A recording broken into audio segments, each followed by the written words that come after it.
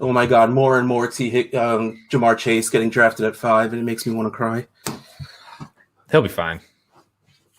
I don't want it to happen. There's no reason for it to happen. Like, your quarterback busted his knee because you couldn't protect him. I know how to fix that. Let's get him a wide receiver. Like, how did that work out for Andrew Luck? You just have a Big Ben mentality and just have like literally 0.5 seconds before you throw the ball. Like shotgun, plant your back foot, and then just throw it. You're done. Every wide receiver on that team has a 3A dot, and you're good to go.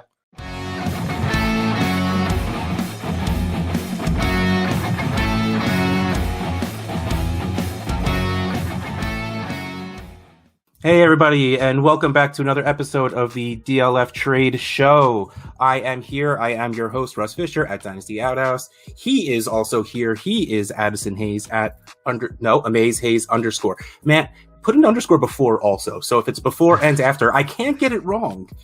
Like, all right. Just for me. Do it for me. Change everything the brand you've built, all of it. Change it just so I stop screwing up. That's just exactly tell Twitter to remove the guy who has Amaze Hayes.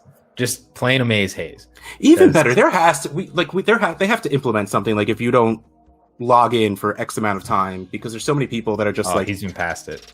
Yeah, exactly. And it's always someone that hasn't tweeted in the past 16 years, and it's just. But we're not going to get into that because that's not what we're here for.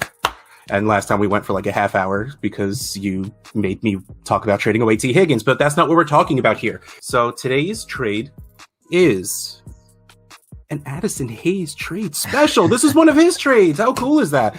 Finally, he's pulling his weight around here. That's all I'm saying. And this is a 12-team Superflex, 2 PPR for tight ends. And, it's a DLF Champion Cup Safe League. That was a lot of things to say. But hey, DLF, woo, woo. And the trade. Team A traded Kirk Cousins. Team B, a 22 first, 22 second, and Damian Williams. So, Addison, why don't you run us through the teams? Sure. Yep, this one is from my DLF Champions Cup Safe League, which we can get into the actual rules of and a little bit more of the Safe League a little bit after that I run down the rosters. But so Team A, this is the team that just traded away Kirk Cousins for that package of 22 first and second. They last year came in 9th after going 5-8, but they productively struggled, similar to one of the teams in last week's show. And I think that they are fully ready to win. I'm pretty terrified of this team, unless this is my team. We don't know. We haven't said which team it is. So their quarterbacks are right there. Right. Lamar Jackson, Baker Mayfield, and Tua Tagovailoa at quarterback.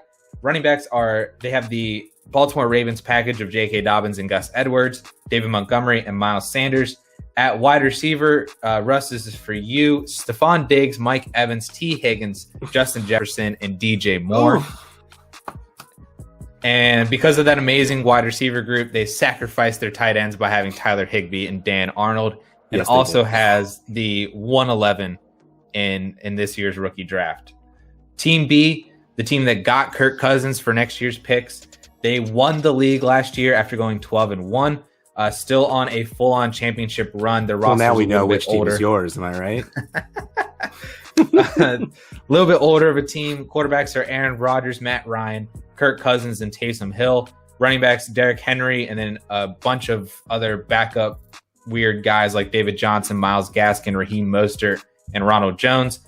Wide receivers, Keenan Allen, Calvin Ridley, Will Fuller, and Marvin Jones. And at tight end, Travis Kelce, Logan Thomas, and Gerald Everett. Doesn't have any picks this year. Actually, the 412. This team has the 412. Woo. And doesn't have a first or second next year either because of this Kirk Cousins trade. But those are at least the two teams involved. Their rosters, a little bit more context toward this trade a bit. And honestly, this is pretty much exactly what I assumed at least these teams would look like. And I am going to say I would easily pay this every single day for Kirk Cousins in a Superflex league. Coming up at a class that isn't supposed to be nearly as strong as anything we've seen the past few years in 22. coming off winning the championship. So you have to believe it's going to, you're going to make the playoffs again. No less, you're getting Kirk Cousins, so your team is going to be better. So in my head, I'm saying I'm sending the 112 and the 212 for a starting quarterback that's at least 2 years tied by his contract of fully guaranteed money. So, and check that while I'm talking, because I don't know how right that is, but at least this year, at least, because they went full guaranteed on his contract, so they're not moving him in any way, shape, or form. And he's playing well enough that they're not going to bench him. They're not going to go trade up for a rookie. So that Kirk Cousins is your go-to. Now, on the other side, I don't think this other team is rebuilding enough to do this. And also, before I keep going, why don't you, I'm sure you know this off the top of your head better than I do, what are the 3-year details of this league? Okay, so the DLF Champions Cup series is a unique format of leagues. This was something that Scott Fish and Ryan McDowell kind of created and gave the DLF name branding to it. But essentially, there are a bunch of series of leagues. Every series has 4 leagues in it, 4 12-person leagues, North, South, East, and West. And then every 3 years, a grand pot is awarded to the best team in every series. So you gain points every year by either winning your league, you get like 6 points, being the best record holder of the year. This is a terrible explanation. And scoring the most points. I think you get like a total of like 8 points or something like that. You get 2 points if you come in second, and you might get 1 extra point if you come in third or something like that. But essentially, your points accumulate every year for a series of 3 years, and the best team to win out of the 48 teams in a single series across 4 leagues wins a $1,000 pot or something like that. So it's basically a 3-year. It's very much a 3-year windowed format, and so I can get into this a little bit more, at least from my point of view, because this is my trade, my league, my cup series. I traded for Kirk Cousins here. I'm the team that won last year. I dominated this league in year 1. Very shocking. Very shocking. So I'm coming off of a win. I accumulated the max amount of points in winning, in having the best record, and scoring the most points. So I'm like a full 8 for 8 right now. And I think that there's 1 or 2 other teams in my series that also did the same thing. So I'm basically competing with them to win out this whole entire grand pot over the next 2 years. So I'm looking at this in a very 2-year window. I need my team to stay elite and productive over the next 2 years. And then after that, I'll just go into complete rebuild mode, basically. Like Aaron Rodgers, Matt Ryan, Kirk Cousins, give me 2 years out of all of them. Derrick Henry, I need 2 years out of you. Keenan Allen, Travis Kelce, I need 2 years out of you guys. And we'll be good. You can do whatever you want after that, because you're not going to be on my team. But that's at least how I'm looking at it. I need a 2-year window.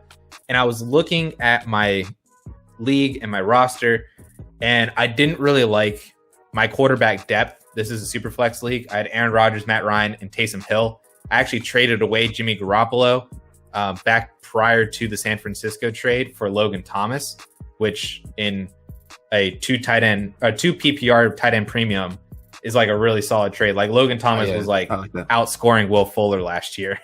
Travis Kelce basically won me the league. He was putting up like 35 points a week. So I'm very happy. And then the San Francisco trade happened, and Jimmy Garoppolo is not going to be the starter in 2021. So I'm extremely excited about that, unless he goes to like the Patriots or something and still is a starter. But I cashed out on Jimmy G. So I wanted a third quarterback, especially because I'm really worried about Matt Ryan. I don't think that they're going to draft a quarterback, but it seems like a very high probability that they do. And if that happens, that really shortens his window, even over my already short 2-year window that I need him.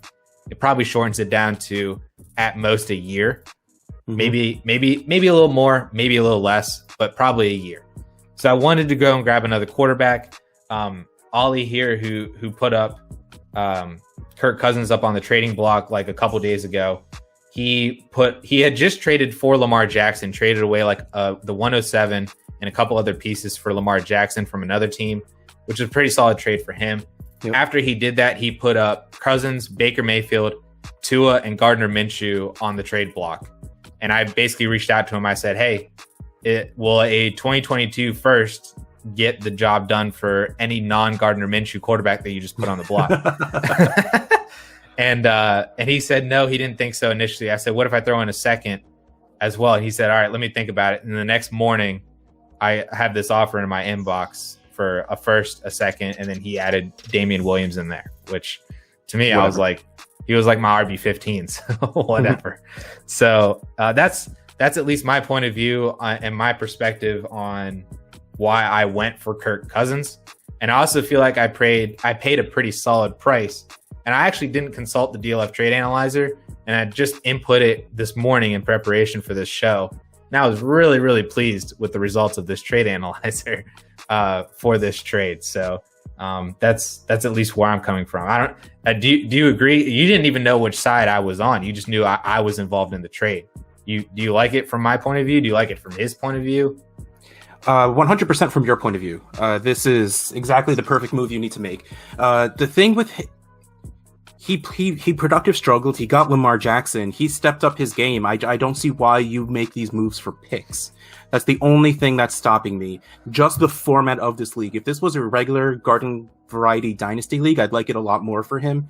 But given what it is, and I know the league goes on after that third year, so there is more windows as you go. But are we really playing for 5 years from now? That the idea of that hurts my brain. But again, like the value's not bad. But I was going to ask you a question before we get into the analyzer. Would you have paid more than this to get Kirk Cousins? I would have. Yes, I probably would have paid a better running back instead of Damian Williams. Not like a substantially better running back. But to me, my next piece would have been, do you just want my third as well? And then if he had said no to that, then I would have needed to have come up with a running back on my roster that's not Derrick Henry, that's worth more than a third. Which between Gaskin, Mostert, and Rojo, I could probably do that. But I like each of those guys for individual reasons as well. But I probably would have done it just to get a little bit more solidified at the quarterback position. And if you look at the rest of the rosters in this league, I feel like I have the best depth chart, or at least like top three. Like his is pretty good, Lamar, Baker, Tua. But like everybody else either has one elite guy like Kyler Murray or Patrick Mahomes, and then like Drew Lock is your quarterback 2, and then your quarterback 3 is like CJ Beathard or something like that. Like I feel that's like a lot of other teams in this league. So like the depth isn't really there. It's really good quarterback parity in this league. So I was pleased whenever he put up a quarterback that I thought was pretty affordable on the trade block, because Kyler Murray's been on the trade block for like 3 months now, and I'm like, I'm not. You can give up your whole team for him. I'm not getting Kyler Murray.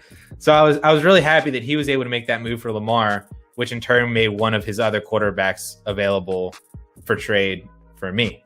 So okay, so now that we've gotten so much of the personal aspect of all of this, let's go to the analytical aspect of. Let's go to the DLF Trade Analyzer.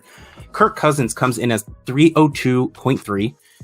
The other side, the 22 first, 253. The 22 second, 91.3. And Damian Williams, 10.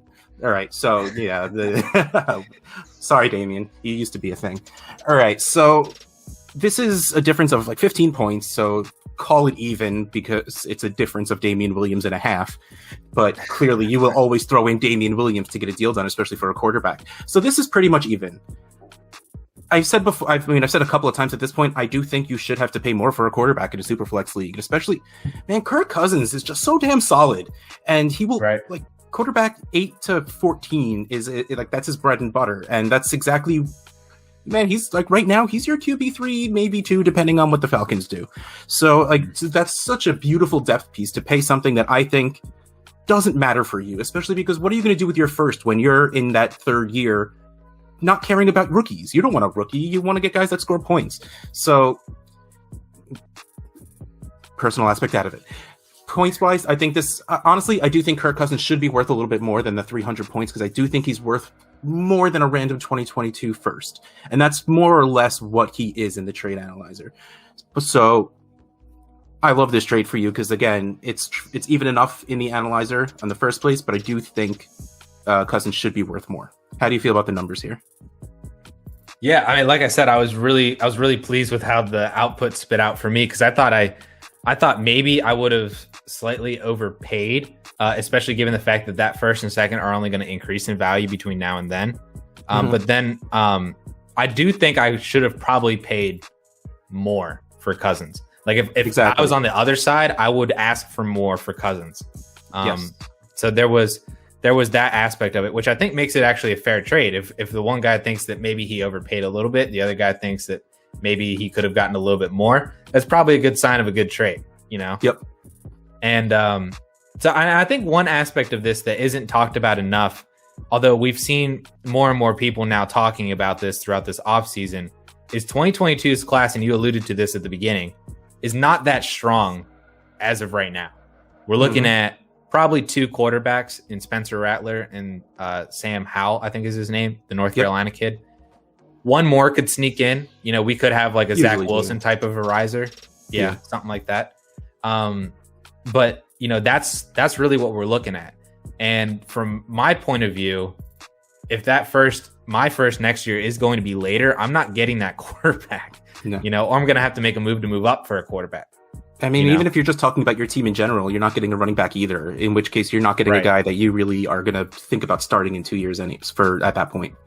Right. I think even the running back class is pretty weak next year. I think there's about two of them right now but again, Robinson. You always have your CEHs, you always have your Joe Burrows where there's that 1 year wonders that come in and kick in a little bit. So yeah, it will get a little beefy, but then you also have some guys are going to stay back because last year was weird, so we don't know what this year is going to be. So then there's always people that do just stay back for an extra year of college.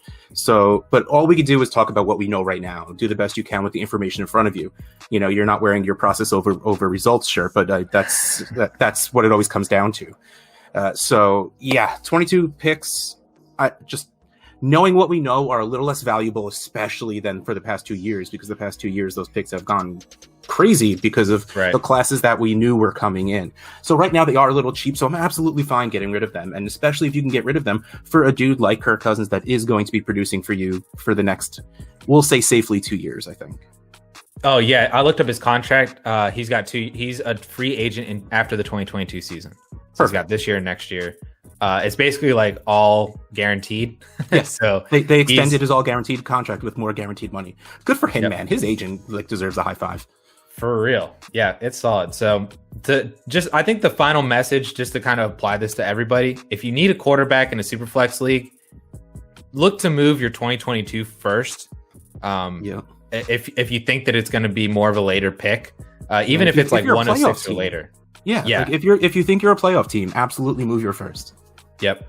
Move it for a quarterback, or move it with, if you have a first in this year's class, to go up into where quarterbacks are going to be in this class. It's going to be really hard to get a quarterback next year. So if you need one, either get a vet like Kirk Cousins, Baker Mayfield, something like that as your depth piece, or try to move up in your own rookie draft this year to get a quarterback in this year's class. I think those are the two moves that we need to make. Or trade for 2023, which looks like a substantially better class than 2022. Let's not get a little too ahead of ourselves, but I mean that is packaged, that is bowed, nice and shiny, everything. So this has been another episode of the DLF Trade Show. Russ Fisher, Dynasty Outhouse, Addison Hayes at AmazeHayes_. Booyah, and we will see you next week. Bye, everybody.